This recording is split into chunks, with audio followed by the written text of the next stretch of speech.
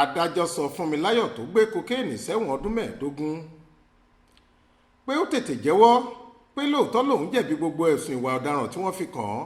adájọ́ àgbà nílé ẹjọ́ gíga kan nílùú Èkó, adájọ́ Daniel Zaigo, ti dájọ́ ẹ̀wọ̀n ọdún mẹ́ẹ̀ẹ́dógún pẹ̀lú iṣẹ́ àṣekára fún ìyáálé ilé ẹni ọdún 22 kan tó ń jẹ́ Olúwafúnmiláyọ̀ Ọládìtàn, tí àjọ tó ń gbógun ti gbígbé òògùn olóró nílẹ̀ yìí National Drug Law Enforcement Agency NDLEA gbé lọ sílé ẹjọ́ náà lọ́jọ́ ìṣẹ́gun túsídẹ̀ẹ́ ọjọ́ 25 oṣù kẹrin tá a wà yìí.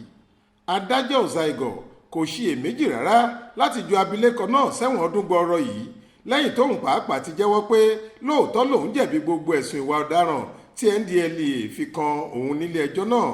gẹ́gẹ́ bí àlàyé tí agbẹjọ́rò àjọ ọ̀hún Augustine Wagu ṣe, ó lọ́wọ́ àwọn ẹ̀ṣọ́ NDLEA tẹ ọ̀daràn yìí lọ́jọ́ 3 oṣù kọkànlá ọdún 2022 tó kọjá lákòókò tó fẹ́ gbé egbòogi olóró kokéènì lọ sílùú òyìnbó ní pápákọ̀ òfurufú tó wà nílùú Èkó.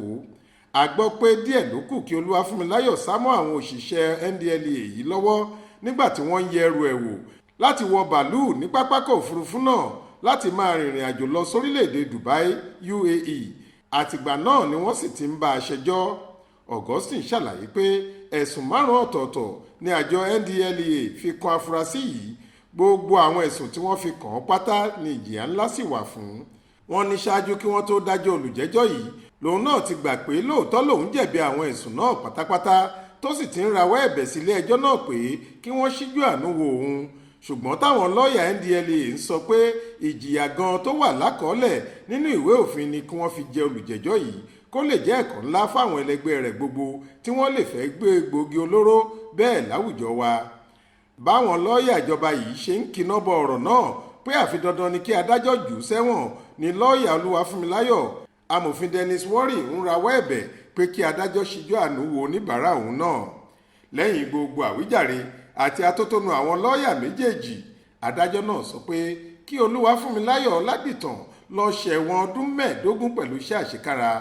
ó ṣe àtúpalẹ̀ ìdájọ́ rẹ̀ pé kí ọ̀daràn yìí ṣẹ̀wọ̀n ọdún 3 fún ẹ̀sùn ẹ̀ṣẹ̀ kọ̀ọ̀kan tí wọ́n fi kàn án, èyí tí àpapọ̀ rẹ̀ jẹ́ ọdún 15 nítorí pé ẹ̀sùn 5 ọ̀tọ̀ọ̀tọ̀ ni NDLEA fi kàn án.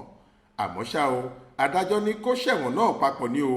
bákan náà ló sì fààyè owó ìtanràn